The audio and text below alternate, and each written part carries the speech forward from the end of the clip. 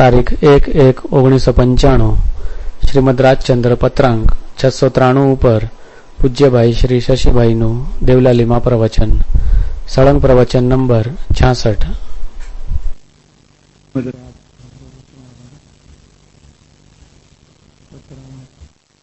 693 चलता है, उसमें ज्ञान मार्ग में प्रवृत्ति करने वाले को पढ़ने के स्थानक कैसे होते हैं वो दिखाया।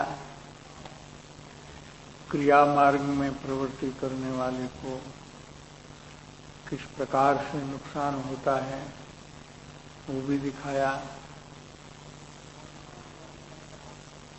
और सत्पुरुष की पहचान करके भक्ति मार्ग को आश्रय करने का उपदेश दिया है। यहाँ पत्र लिखने का कृपालु देव का प्रयोजन सत्पुरुष की भक्ति में लगाने का है, किंतु किसी भी प्रकार के धार्मिक साधन में अनुचितता आती है।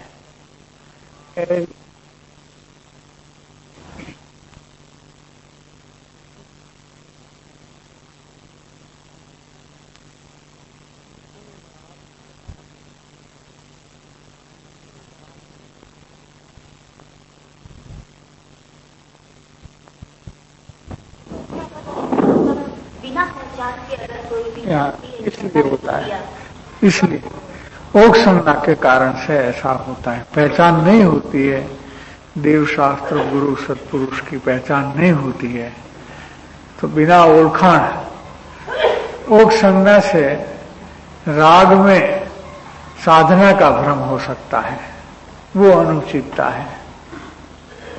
इस प्रकार की प्रवृत्ति से समझ की दिशा में प्रवृत्ति करने का बंद हो जाता है। फिर कोई क्या ऐसी प्रवृत्ति करने वाला कि हमको शास्त्र की माथापच्चीसी में नहीं जाना है, हम शास्त्र नहीं पढ़ेंगे, हमको कोई प्रवचन नहीं सुनना है, शास्त्र नहीं पढ़ना है, हमको तो भक्ति करना है, हम तो भक्ति करेंगे क्योंकि कृपालु देव ने भक्ति साधन बताया है। तो वो समझदारी की बात नहीं है उसमें। उस प्रकार की प्रवृत्ति से समझ की दिशा में प्रवृत्ति करने का बंद हो जाता है और इस कारण से आत्म कल्याण की जो वितराग भाव स्वरूप है उसको समझना भी कठिन हो जाता है, कठिन हो जाता है। क्यों कि राग में साधन माना तो वितरागता से विरुद्ध गए। तो वितरागता के विषय में जो समझ करनी चाहिए प्रथम, वही नहीं करेंगे वो। यह भक्ति में सर्वस्व आ गया हमारा, तो हम जो भक्ति करते हैं उसमें सर्वस्व आ गया। वो वितरागता की बात को दूर से ही निषेध करेगा, ये बात हो जाएगी। हाँ? हाँ। प्रत्यक्ष मान के उनकी ही भक्ति करने लगता है, तो इसमें किस प्रकार की अनुचितता? ऐसा है कि उनके उपदेश को प्रत्यक्षवत लेना तो अच्छा है। क्या जो उपदेश कृपालु देव ने दिया हमको, तो जैसे हमारे सामने बैठे हैं और हमको ही उपदेश दे रहे हैं, ऐसा लेना तो बहुत अच्छा है, बहुत बढ़िया है। लेकिन इनकी परोक्षता में हमको विरह की वेदना आनी चाहिए। ऐसा हम मानकर संतुष्ट नहीं हो जाए कि वो प्रत्यक्ष है, भले ही परोक्ष हो, लेकिन हम तो प्रत्यक्ष मानेंगे।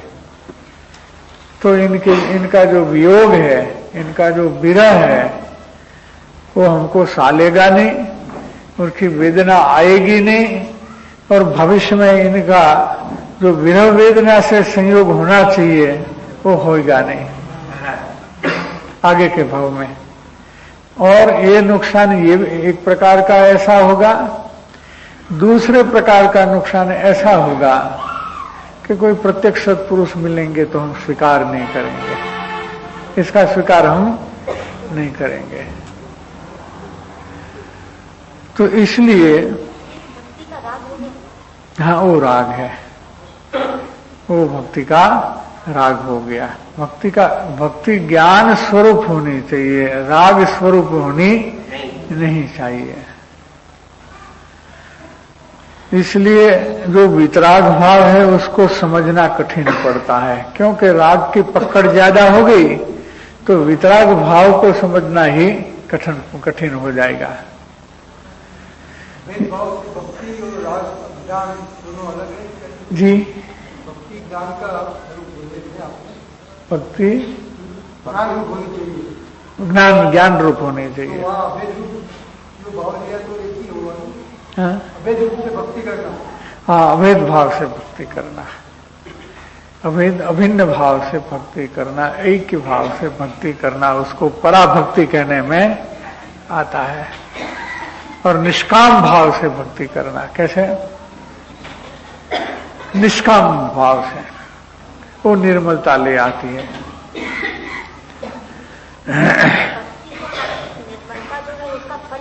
हाँ हाँ, भक्ति यथार्थ जब होती है या निष्काम रूप से जब होती है तो परिणाम में मुमुक्षु को निर्मलता आए बिना रहेगी नहीं। हम भक्ति करते हैं और हमको निर्मलता नहीं आती है तो हमें ये समझ लेना चाहिए कि हमारी भक्ति में यथार्थता नहीं है, अयथार्थता है। जो अयथार्थता होती है तो निर्मलता नहीं आएगी। वो कैसे? थोड़ा और गहराई में जाएं तो कि हम भक्ति तो करते हैं, कृपा गुरुदेव की करें या गुरुदेव की करें, किसी भी जिसका भी हमें उपकार हो, उपकार लगता हो, जिसका उपदेश का, किसी भी ज्ञानी की हम नाम लेकर भी कर सकते हैं। लेकिन हमको निर्मलता नहीं आती है, इसका क्या कारण है? आनी तो चाहिए, ये इसका फल है। तो भक्ति यथार्थ रूप में होती है, वो कैसे? क्या हम इनकी कुछ बातें तो मानते हैं और इनकी कुछ बातें हम स्वीकार नहीं करते हैं। तो जो बातों का हम स्वीकार नहीं करते हैं उसमें उनकी अभक्ति भी होती है साथ साथ। क्या? भक्ति भी करते हैं और अभक्ति भी करते हैं, तो हमारी जो भक्ति है उसकी धुलाई हो जाती है, वो खत्म हो जाती है, ऐसा बन जाता है। इसलिए भक्ति करना तो पूरी पूरी करना, अधूरी मत करना, वरना कहीं अभक्ति करेंगे, कोई बात को नहीं मानेंगे, कोई बात को मानेंगे, ऐसा नहीं होना चाहिए। ये अभक्ति का परिणाम हो जाएगा वहां। इसके अलावा और क्या गड़बड़ रह जाती है? इसके अलावा और क्या गड़बड़ रह जाती है? ये मुख्य गड़बड़ है, फिर सब गड़बड़ इसके पीछे चलेगी। जो भी परंपरा चलेगी वो इसके पीछे चलेगी। कभी हम विरोध में भी आ जाएंगे, आज नहीं तो कल विरोध में भी आ जाएंगे। वो बात बनेगी, हमको ख्याल नहीं रहेगा कि हम क्या कर रहे हैं, लेकिन ऐसा हो भी जाता है, हो सकता भी है, ऐसी बात है। हाँ,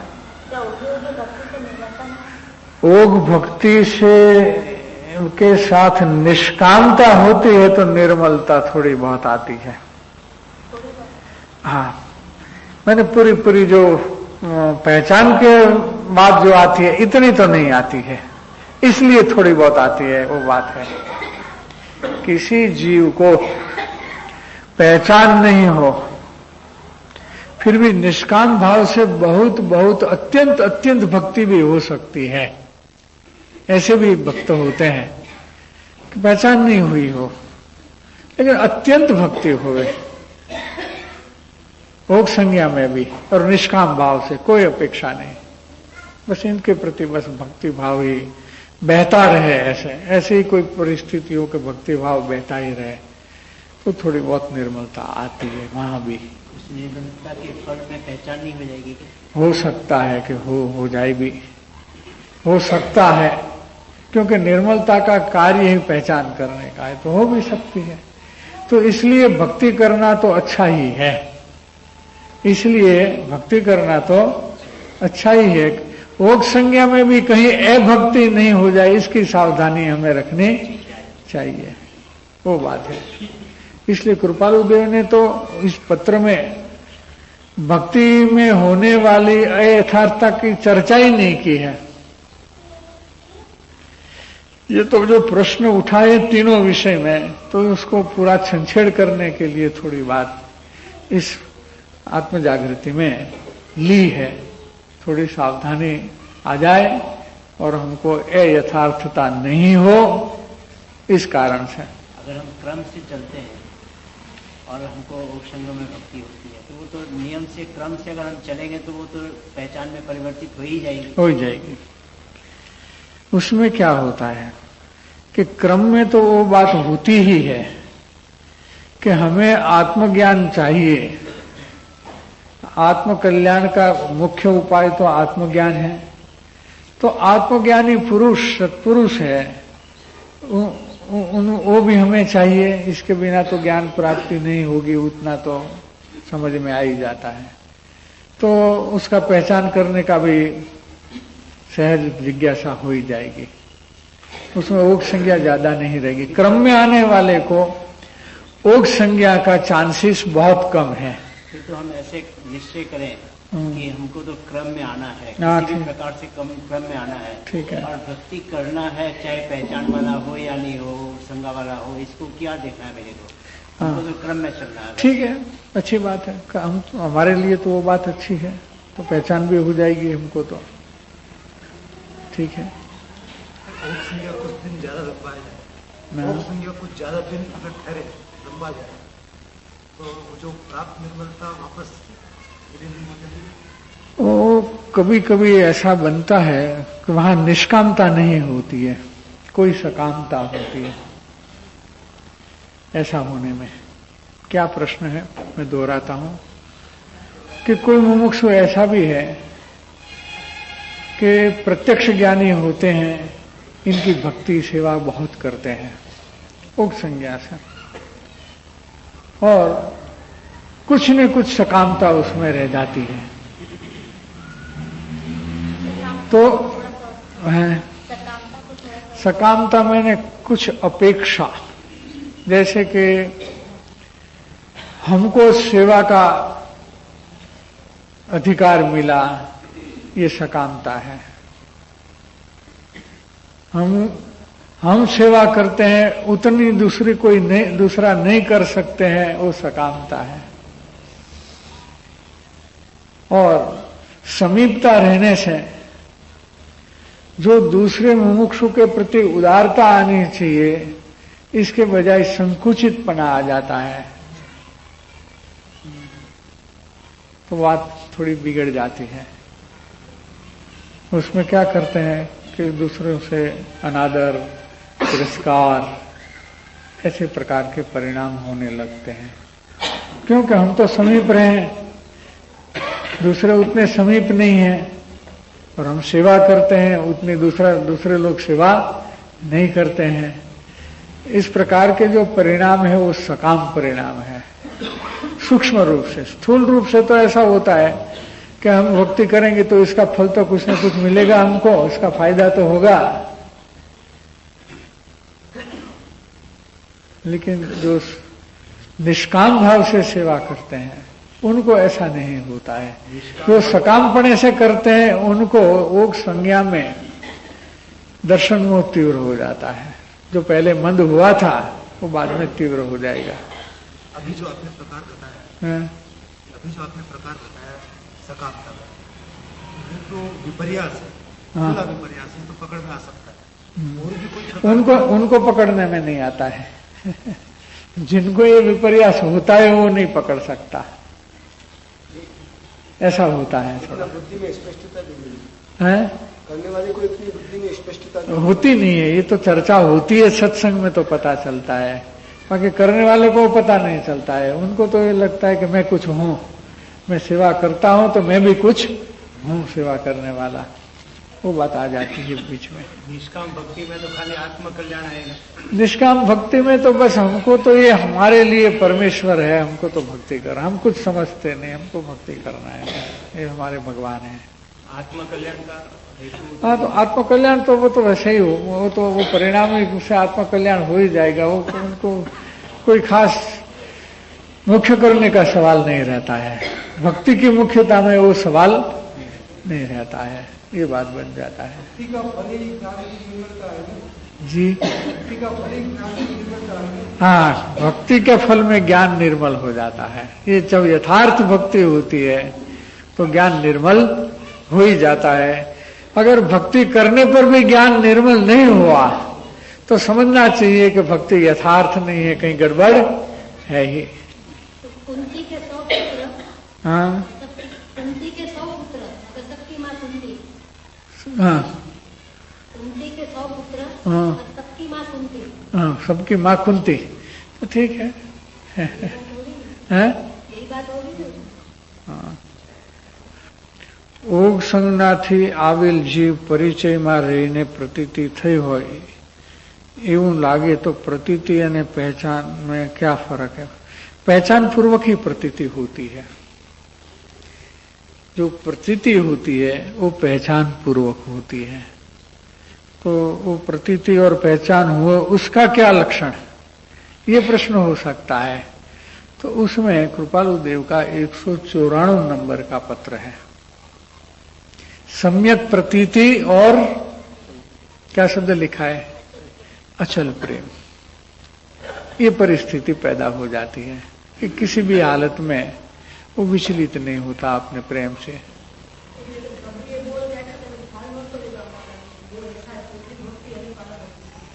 समझ में नहीं आ रहा है जरा।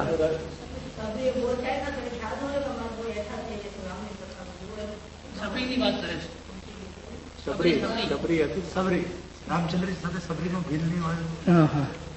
हाँ, वो उसका प्रेम का दृष्टांत है। रामचंद्र जी के प्रति प्रेम था, उतना प्रेम था कि अपने जो बेर हैं, बोर बोलते हैं गुजराती में, हिंदी में बेर बोलते हैं ना।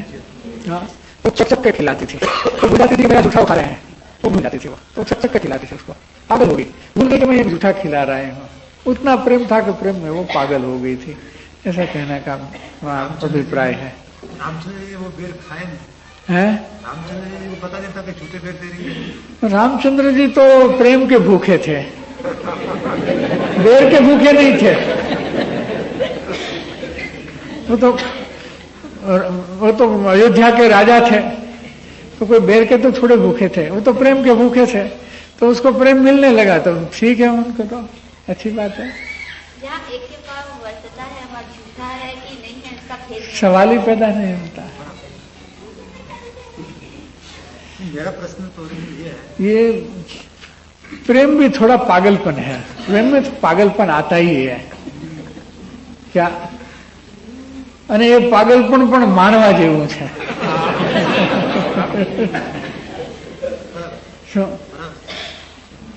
सबरी भी बनना चाहिए और रामचंद्र जी भी बनना चाहिए, जब भी पता चलेगा, वरना नहीं पता चलेगा। नरसिंह मेहता का आप दृष्टांत देते हैं हाँ, कि वृंदावन में पुरुषों का क्या था? मीराबाई का है, मीराबाई। मीराबाई का, मीराबाई का बहुत प्रसिद्ध दृष्टांत है। हाँ, तो जो गोस्वामी थे वो बड़े कृष्ण श्री कृष्ण के जाने माने भक्त थे। तो मीराबाई को उसने कहा, अरे मेरे भगवान के कोई बड़े भक्त हो तो उनका मुझे भी दर्शन करना चाहिए। क्यों कि भक्त तो भक्त का भी दासानुदास होता है। उनको ये नहीं है कि मैं भी भक्त हूं, वो भी भक्त है तो मैं भी भक्त हूं, ऐसा नहीं होता है। वो दूसरे भक्त का दासानुदास रूप अपने को अनुभव करता है। वो भी वृंदावन गई और कहलवाया कि आपका दर्शन के लिए मैं कब आ सकती हूं? तो बोले कि मैं तो स्त्री का मुख देखता नहीं हूं, कोई स्त्री को मैं नहीं देखता, इसलिए मेरे दर्शन के लिए मत आना है। तो उन्हें कहलवाया कि अच्छा, वृंदावन में रहकर के भी आप पुरुष भाव में रहते हैं क्या? हाँ, हम तो ये सोचते थे कि वृंदावन में तो श्री कृष्ण की सब गोपियां ही गोपियां रहती है, सब दासी के रूप में भक्ति करते हैं, आप पुरुष के रूप में भक्ति करते हैं। वो जानकर तो हमको तो आश्चर्य हुआ। मैं भी पुरुष का तो मुख नहीं देखती। उन्होंने भी वो कहलवाया कि मैं भी पुरुष का मुख नहीं देखती। तो गोस्वामी का जो अहम भाव था, पुरुषपने का जो अहम भाव था, वो छूट गया। वो मीराबाई के चरण में आ पड़े। ये भक्ति का तो कोई प्रकार ही अलग होता है। ये लल्लू जी महाराज दासी लिखते थे। हाँ, लल्लू जी महाराज अपने को दासी लिखते थे, दास नहीं लिखते थे। लिखतन दासी, हाँ, दासी, लल्लूना, पंचांगी वंदन। हाँ, कैसा लिखा है देखो। भक्ति करते हुए स्वरूप पहचान की तीव्र अपेक्षा सकाम है क्या? वो स्वरूप, वो भक्ति में जब लीन हो जाते हैं तो ये प्रकार के विकल्प नहीं आते। अभिप्राय में कुछ भी हो, ये जो स्वरूप पहचान करने का विषय हो, अभिप्राय का होता है। प्रवृत्ति में तो भक्ति में लीनता बहुत आती है। एक चीज ऐसी है कि जिसमें वो भाव विभोर हुआ जाता है, तो वहां दूसरा विकल्प खड़ा नहीं होता है। हाँ,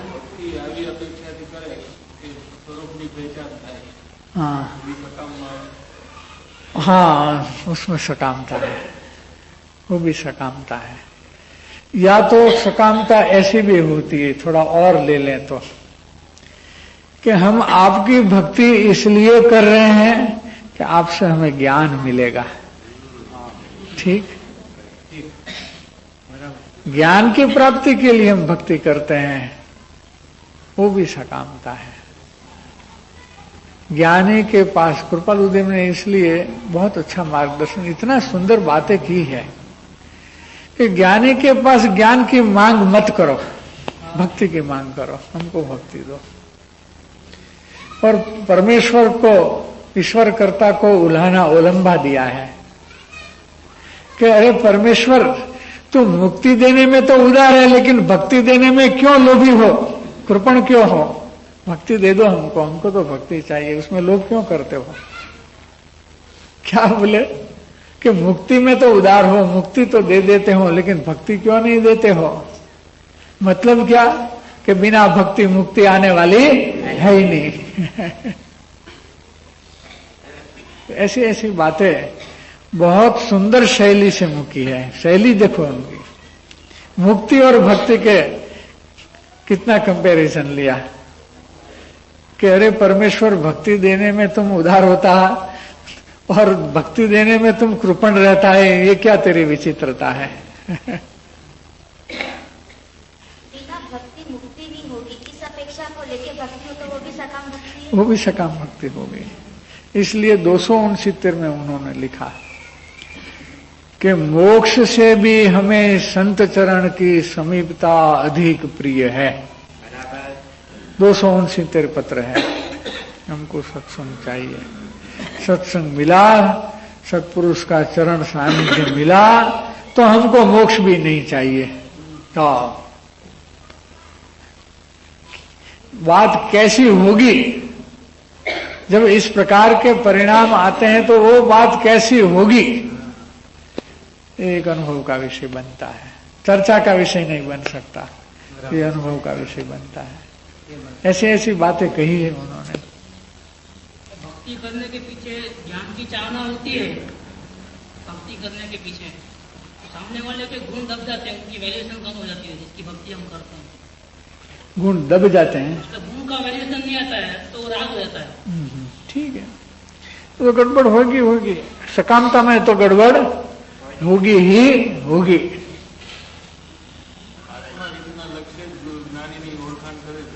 कौन? आत्मा भावना છે જેને એ જ્ઞાનીની ઓળખાણ કરે છે। આત્મા ભાવના, આત્મા જ્ઞાનની પ્રાપ્તિમાં हाँ, પછી એ અભિપ્રાય ભૂલી જાય ભક્તિ। नहीं, अभिप्राय रही जाए, પણ ભક્તિમાં એવો લીન થઈ જાય કે અભિપ્રાય ગૌણ થઈ જાય। એ એક સ્ટેજ છે, वीरेंद्र भाई, ये एक ऐसा स्टेज आता है कि जब कोई जीव आत्म कल्याण के लिए सत्पुरुष को खोजता है और खोजते खोजते शायद मिल भी जाता है, फिर उनको मिलने पर जो परिस्थिति होती है उसमें उसका जो अभिप्राय है एक दफे तो गौण हो जाता है तो मुझे सर्वस्व मिल गया, अब मुझे कुछ नहीं चाहिए। ऐसे एक परिणाम हो जाते हैं जिसको कहते हैं कि सत्पुरुष की भक्ति में लीन होना। 172 सत्पुरुष की भक्ति में लीन होना। लीन होना मैंने क्या कि फिर दूसरी बात रहती नहीं है, उस वक्त तो नहीं रहती है, अभिप्राय की जगह दब गया थोड़ा, ये बात हो जाती है। 394 नंबर का प्रश्न है कि वो पतिव्रता मुमुक्षु की भांति, मतलब उसी में लीन रूप से, प्रेम रूप से, स्मरण रूप से, ध्यान रूप से, इच्छा रूप से। हाँ, कितना शब्द लिया? 394 है ना। देखो, वो मन महिलानो वाला ऊपरे बीजा काम करंतरे, तेम श्रुत धर्मे मन दृढ़ रहे ज्ञान क्षेपक वंतरे। तो संसार में जो है स्त्री का अपने पति के प्रति जो प्रेम होता है वो प्रेम का एक दृष्टांत लेकर के धर्मी जीव का सुना हुआ उपदेश, उस उपदेश के प्रति कैसे परिणाम रहते हैं उसका एक कृपालु देव ने बहुत सुंदर बात लिखा है।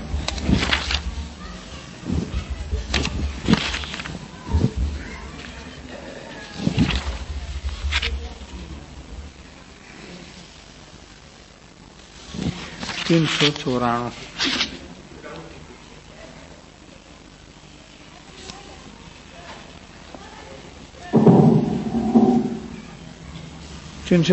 है कि या 395 तो नहीं है, दोनों में एक ही विषय चला है, 394 में भी और 395। हाँ,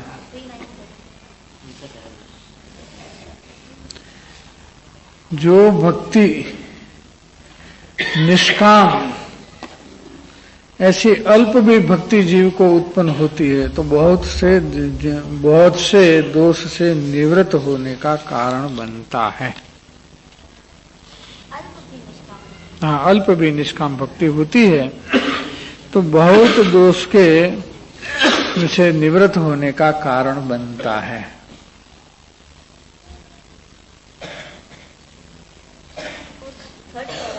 फर्स्ट पैरा में हाँ, परंतु सिद्धांतकार कहते हैं वो काव्य का जो सिद्धांत जो है वो है कि यह स्नेह के कारण से, यह स्नेह का कारण तो संसार प्रत्ययी है। जो महिला का प्रेम होता है वो तो संसार प्रत्ययी होता है, परंतु यहां तो असंसार प्रत्ययी प्रेम की बात चल रही है, इसके लिए कहना है। इसलिए इस प्रकार का स्नेह लीनपणे, प्रेमपणे, स्मरणपणे, ध्यानपणे, इच्छापणे जहां करने योग्य है वहां वह स्नेह असंसार परिणाम को प्राप्त होता है, यह कहते हैं। असंसार परिणाम को प्राप्त होता है। इतने परिणाम लिए हैं, एक स्नेह के विशेषण कितना लिया है। लीन हो जाता है वहां, जैसे इसके सर्वस्व मिल गया मुझे, ऐसी बात होती है।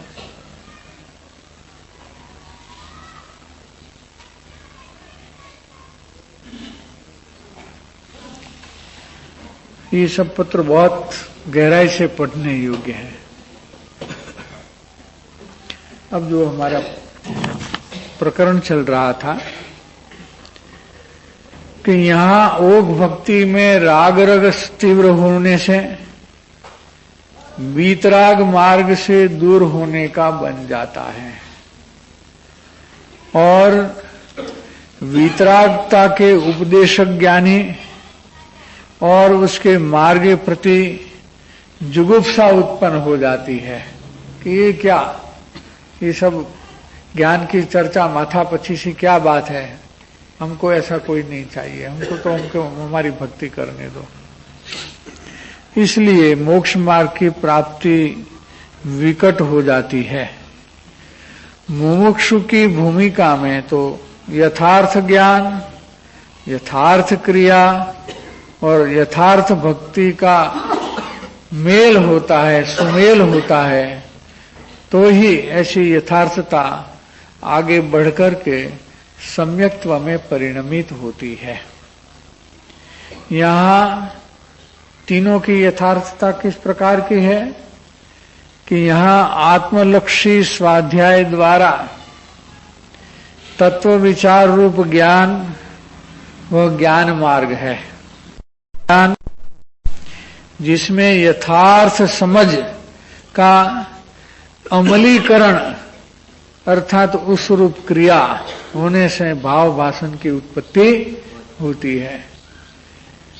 फिर से आत्मलक्षी स्वाध्याय के द्वारा तत्व विचार रूप ज्ञान, वो ज्ञान की प्रवृत्ति, यथार्थ ज्ञान की प्रवृत्ति है। और यथार्थ समझ को प्रयोग में लेना, वो इसका अमलीकरण है। एक स्टेज होता है समझ में, वो स्टेज ऑफ डिसीजन कहते हैं अपन। दूसरा स्टेज ऑफ एग्जीक्यूशन, जो समझ में आए उसको एग्जीक्यूट करे, उसका अमलीकरण करे, उसको क्रिया कहते हैं। और उससे भाव भाषण की उत्पत्ति होती है प्रयोग के दौरान। और यथार्थ समझ होने से देव, गुरु और सत्पुरुष का स्वरूप पहचान में आता है और ऐसे मोक्ष के दातार के प्रति परम भक्ति उत्पन्न होती है। परम बहुमान होता है, उसको परम भक्ति कहने में आती है। परम भक्ति उत्पन्न होती है। यथार्थ प्रयोग की क्रिया और यथार्थ भक्ति का मूल, दोनों का मूल यथार्थ समझ में रहा है। इस प्रकार से मुमुक्षु की भूमिका में ये ज्ञान, क्रिया और भक्ति का मेल होता है, तो आगे जाकर के वो समकित को प्राप्त करता है। अगर तीन में से एक में भी गड़बड़ हुई तो ये मार्ग का पता लगने वाला नहीं है।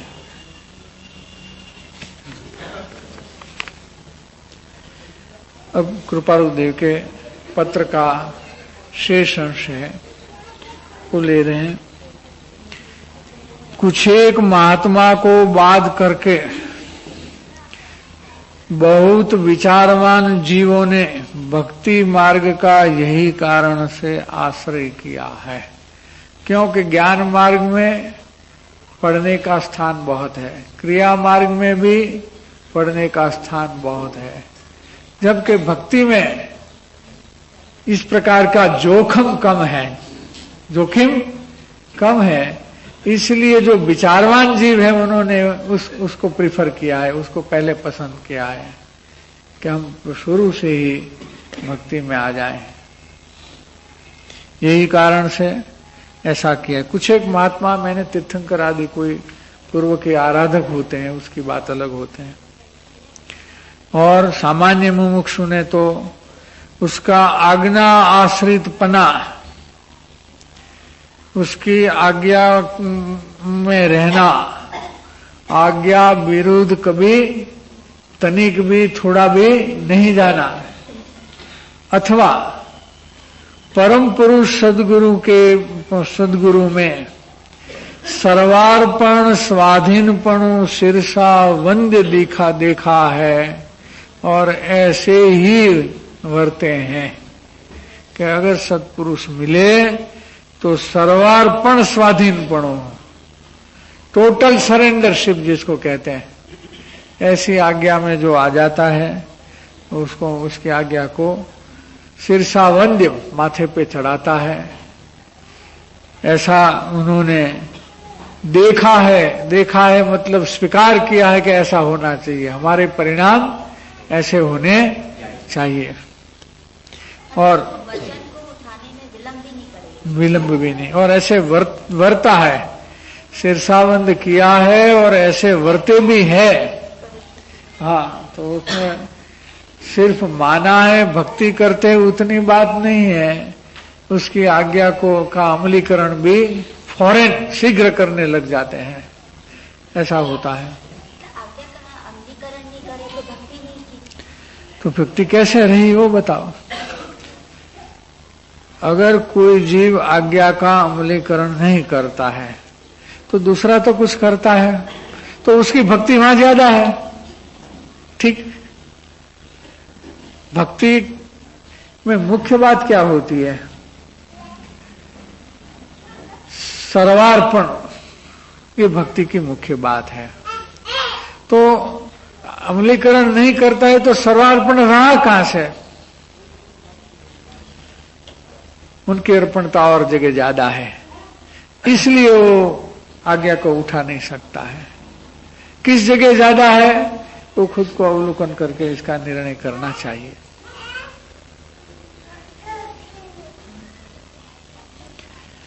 तथापि ऐसा प्रत्यक्ष योग प्राप्त होना चाहिए। वो कब बन सकता है? आज्ञा का अमलीकरण करे, वो कब बन सकता है कि ऐसा योग मिले? तो योग ही नहीं मिले तो ये बात है, वो प्रवृत्ति में आसक्ति नहीं है। देखो यहाँ योग पर वजन दे दिया है, फिर भी ऐसा होना चाहिए, फिर भी तथापि करके ऐसा योग मिलना चाहिए। योग नहीं मिले तो क्या करेंगे? कोई अवसर ही नहीं है उनको तो भक्ति करने का। हाँ, हाँ, योग नहीं मिले तो योग के लिए लालायत होना चाहिए। वियोग में योग नहीं है तो वियोग है, तो वियोग में वो वियोग की वेदना आनी चाहिए।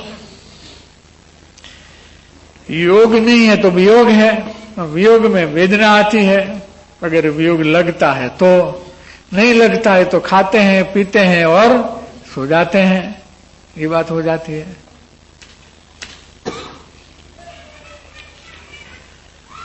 नहीं तो चिंतामणि जैसा जिसका एक समय है, ऐसा जो ये मनुष्य देह या मनुष्य भाव के जिसका एक समय भी चिंतामणि के मूल्य से भी अधिक है, यह उल्टा परिभ्रमण वृद्धि का हेतु हो जाता है।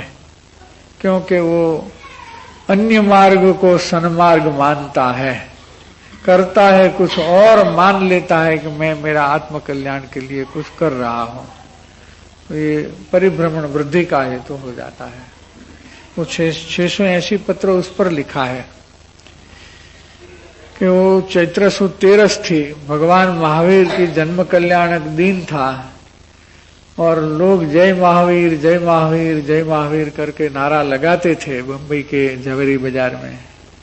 तो बहुत करुणा आई, कृपालु देव को बहुत करुणा आई कि अरे बेचारे, जो आत्म कल्याण का मार्ग नहीं है उसको आत्म कल्याण का मार्ग मान करके परिभ्रमण की वृद्धि कर रहे हैं। बहुत अच्छे शब्द में वो बात लिखी है 680 में। तो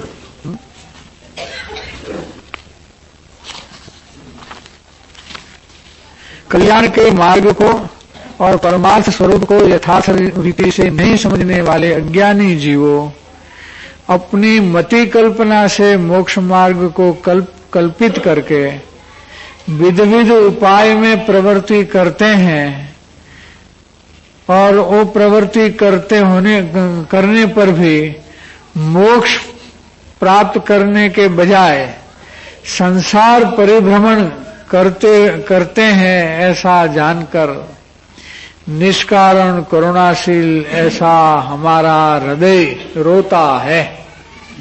हमारा हृदय तो ये बात देख करके रोने लगता है कि अरे रे वो क्या कर रहे हैं, उल्टे जा रहे हैं। मानते हैं कि ये मोक्ष मार्ग है और परिभ्रमण वृद्धि का हेतु होता है। तो बहुत करुणा से ये पत्र लिखा गया है। पत्र क्या, वो डायरी जो अपनी अंगत थी उसमें नोंद की है। वो चैत्र 13 1952 में कितने साल हुए? 100 साल हुए, 99 साल हुए, 2051 चल रहा है ना, 99 साल में ये लिखा हुआ है। 693 में 2 कारण दिए, परिभ्रमण मिटने का 2 कारण चाहिए, इसमें 2 पॉइंट्स बनते हैं।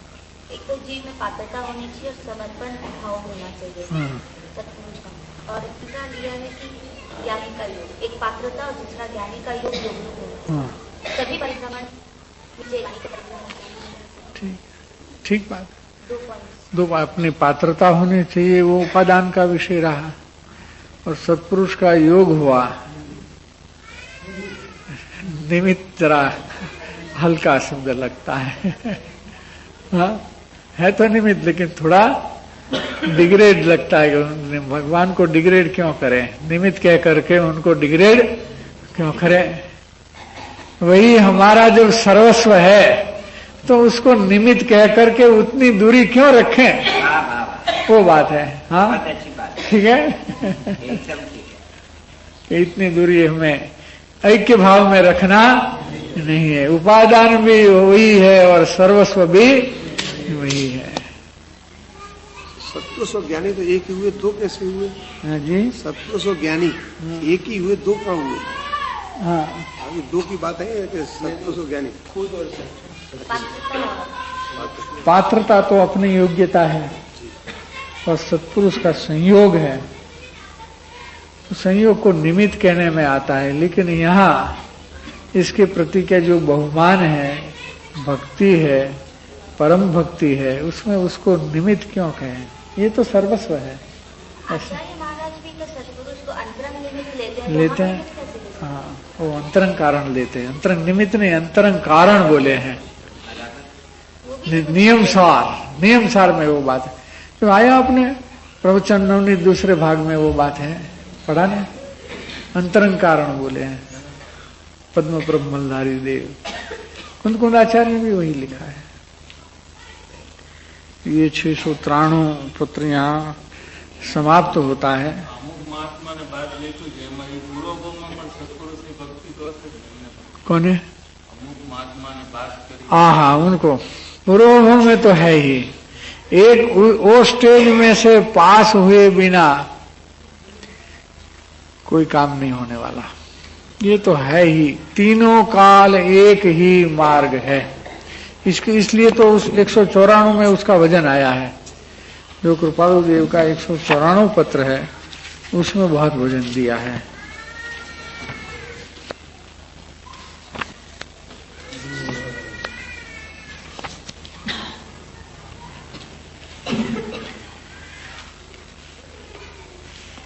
भाव अप्रतिबद्धता से निरंतर विचरते हैं, ऐसे ज्ञानी पुरुष के चरणारविंद, उसके प्रति अचल प्रेम और सम्यक प्रतीति आए बिना किसी को सत्स्वरूप की, मैंने आत्म स्वरूप की प्राप्ति होती नहीं।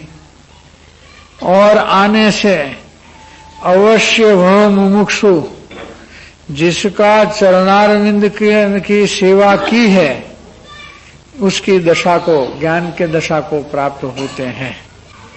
यह मार्ग सर्वज्ञानियों ने सेवन किया है। सबसे ज्यादा संख्या है, सबसे कम संख्या मनुष्य की होती है 4 गति में,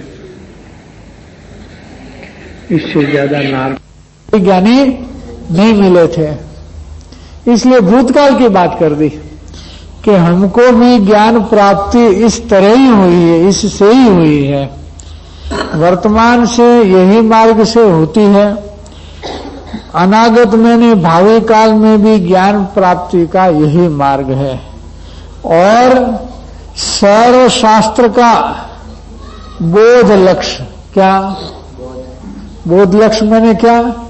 मोटिव, कहने का इंटेंशन। सर्व शास्त्र का जो बोध लक्ष्य है वो देखने को जाते हैं तो यही देखने में आता है। देखो सभी शास्त्र का क्रम निकाला है उन्होंने, बहुत शास्त्र का अवगाहन है। और कोई भी प्राणी संसार से मुक्त होना चाहता है, इच्छता है, उसको अखंड वृत्ति से यही मार्ग का आराधन करना, यही मार्ग का आराधन किए बिना जीव ने अनादि काल से परिभ्रमण किया है। देखो कितना वजन है इस बात का। यही मार्ग है, दूसरा कोई मार्ग है ही नहीं। दूसरा मार्ग ऐसा कहते हैं, सभी ज्ञानियों ने ऐसा ही किया है, कोई एक भी बाकी नहीं है, हो ही नहीं सकता। भक्ति की चर्चा कर रहे हैं हम, उसमें सत्पुरुष की प्रत्यक्षता जरूरी है। वो तो आया नहीं, फिर भी योग होना चाहिए, वो तो आया। बिना किसकी करेंगे, वरना तो वियोग की वेदना आनी चाहिए। और वियोग की वेदना वो भी भक्ति है। क्या है? वियोग की वेदना वो भी भक्ति का स्वरूप है, और ये यथार्थ भक्ति का स्वरूप है। वो भी निर्मलता को लाता है। और वो निर्मलता को लाता है, अवश्य लाता है निर्मलता को। फिर भी निष्काम रूप से होना चाहिए, या कहीं भी इसके एक वचन को भी प्रतिकूल जाने का हमारा अभिप्राय या परिणमन होना चाहिए, तब। वरना भक्ति तो विरह वेदना वाले भी दिखते हैं और निर्मलता नहीं आती हुई भी दिखते हैं, दो प्रकार भी दिखते हैं, ऐसा भी बनता है। तो क्या होता है कि कुछ बात से हम सम्मत नहीं हो, कोई ऐसी भी बात होती है जो हमारे पूर्व ग्रह के साथ, मिथ्या आग्रह के साथ मेल नहीं खाती है, और हम इस मिथ्या आग्रह छोड़ नहीं सकते, पूर्व ग्रह हमारा मिटता नहीं। ये जब परिस्थिति होती है तो कितनी भी भक्ति दिखे, निर्मलता नहीं लाएगी वो भक्ति। इसलिए ये एक मीटर है कि भक्ति है तो निर्मलता आई, यथार्थ है तो भक्ति है, निर्मलता नहीं आई तो यथार्थ नहीं है। ये इसका मीटर है। आई गई, आनी ही चाहिए निर्मलता, ये लाती है। यथार्थ भक्ति तो निर्मलता लाती है। और कितने भी शास्त्र पढ़े और ज्ञानार्जन करे, जो निर्मलता नहीं आती है वो ऐसी भक्ति से, निष्काम भक्ति से सहज मात्र में आती है। इसलिए लिखा कि बहुत विचारवान जीवों ने तो भक्ति मार्ग का आश्रय किया है। यही कारण से ज्ञान मार्ग में नहीं गए, क्रिया मार्ग में नहीं गए, भक्ति मार्ग में चले गए। तो इसका विचारवानपना है, वो उसकी सूझ है इस विषय में।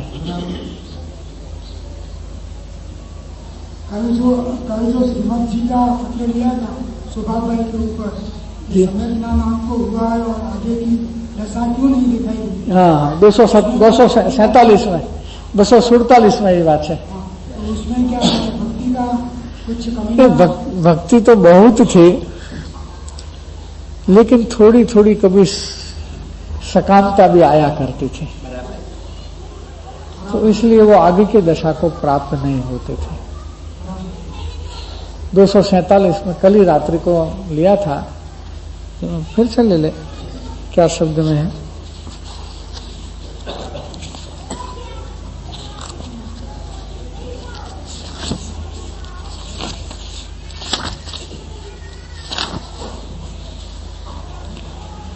आप जैसे को सम्यक ज्ञान के बीज की और पराभक्ति के मूल की प्राप्ति हुई है। मैंने हमको आपने पहचान लिया है,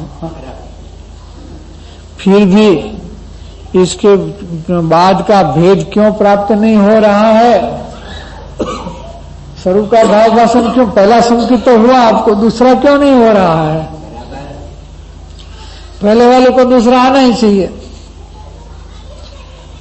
और आता ही है। विज्ञान क्यों नहीं हो रहा है? प्रश्न उठाया है। इसका कोई कारण समझ में आता हो तो लिखना। क्या जिम्मेवारी डाली है? इसका कारण कोई समझ में आता हो तो लिखना। मैंने अंतर गवेषणा करना कि क्या गड़बड़ है, कौन सी गड़बड़ रहेगी, आगे नहीं बढ़ रहे हो। जरूर कुछ गड़बड़ है। लेकिन वो मूल की प्राप्ति हुई थी और उतनी पात्रता थी कि कृपालु देव के समीप में सबसे जो उत्कृष्ट पात्र थे वो सौभाग्य भाई थे। तो उन्होंने प्रॉमिस भी दिया है कि हम आपको इसी भव में ज्ञान प्राप्ति कराएंगे। तो कौन सा पत्र है ज्ञान प्राप्ति वाला मालूम है?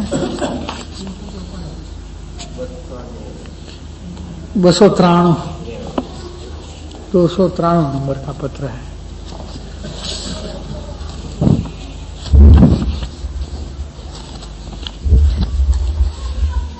कैसी योग्यता होगी कि वचन दे दिया, 24 के साल में ही वचन दे दिया है।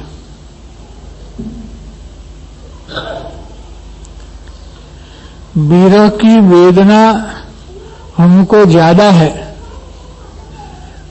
क्या संबोधन किया है? श्री सौभाग्य, स्वमूर्ति रूप श्री सौभाग्य। क्या लिखा है? दोनों के बीच में अंतर नहीं रखा। स्वमूर्ति रूप, वो तो आप तो हमारी मूर्त है, हम आपके बीच में कोई अंतर नहीं रखते। विरह की वेदना हमको ज्यादा रहती है क्योंकि वितरागता भी विशेष है ना हमारे में। आपको भी विरह की वेदना है, हम जानते हैं, लेकिन हमको ज्यादा है। ठीक, क्योंकि विरह की वितरागता हमारे में ज्यादा है तो विरह की वेदना भी ज्यादा है। अन्य संग में उदासीनता है। 293 पत्रांक नहीं होना चाहिए, 293 पेज नंबर है। पेज नंबर 293 लेना,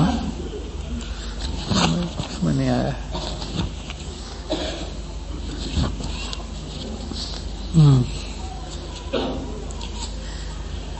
293 पेज में आगे लिखते हैं, ज्ञान धारा संबंधी मूल मार्ग, मैंने मोक्ष मार्ग, हम आपको इस समय में समागम में थोड़ा भी कहेंगे और यह मार्ग पूरी रीति से यही जन्म में मैंने यही भाव में आपको कहेंगे।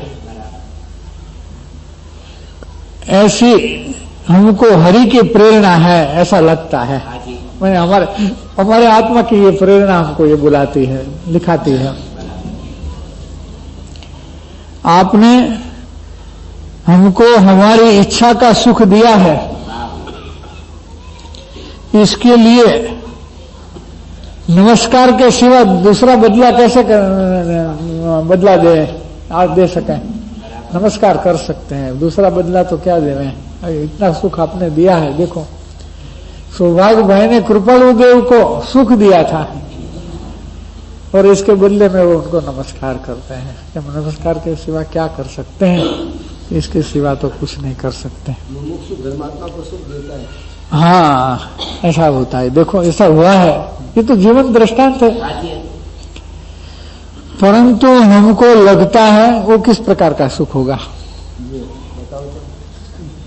कि वो सत्संग चाहते थे और वो सत्संग देते थे उनको, इनका संग चाहते थे और देते थे उनको, और तो कोई निष्कामता थी, कोई चीज वस्तु की तो जरूरत नहीं थी। वो इसका ऐसे पात्रता होती है कि इनका संग वो चाहते थे और उसमें तो लिखा 269 में कि हमको आपका समागम चाहिए, हमको मोक्ष नहीं चाहिए, आपका समागम चाहिए। बार बार चाहते थे। परंतु हमको लगता है कि हमारे हाथ से हरि मैंने भगवान आपको पराभक्ति दिलाएगा, हमारे हाथ से दिलाएगा, और हरि के स्वरूप का मैंने आत्म स्वरूप का ज्ञान भी कराएगा। और यही हम हमारे बड़ा भाग्य का उदय मानेंगे। क्या हमारे कारण से आपको आत्मज्ञान होगा, यही हमारा भाग्य उदय मानेंगे हम। क्या शैली है?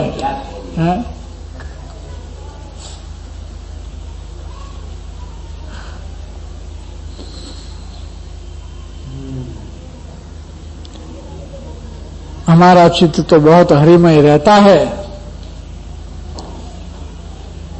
मैंने आत्मामय चित्त रहता है, फिर भी संग सब कलयुग का रहा है, और संग तो सब कलयुग का रहा है। कहीं भी संग करने का हमारा मन नहीं चाहता है। उस तरह से ये 259 पत्र में वो प्रॉमिस दिया है कि हम अवश्य आपको ज्ञान प्राप्ति कराएंगे, इस भाव में ही कराएंगे।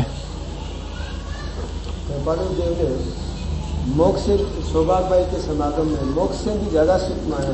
हाँ, क्या बात है, क्या रहस्य है? ये सत्संग का किस प्रकार का अनुभव होगा ये देखना है कि इस प्रकार का सत्संग कैसा चलता होगा आपस में, कि जिस सत्संग में मोक्ष को भी भूल जाए या गौण हो जाए, ये सत्संग कैसा होता होगा, ये कल्पनातीत विषय हो जाता है। ऐसी दशा में जो आते हैं वो अनुभव करते हैं इसका।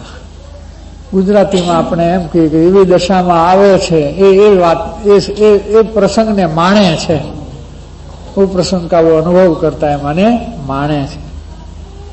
ऐसी एक परिस्थिति होती भी है। यहाँ तक समय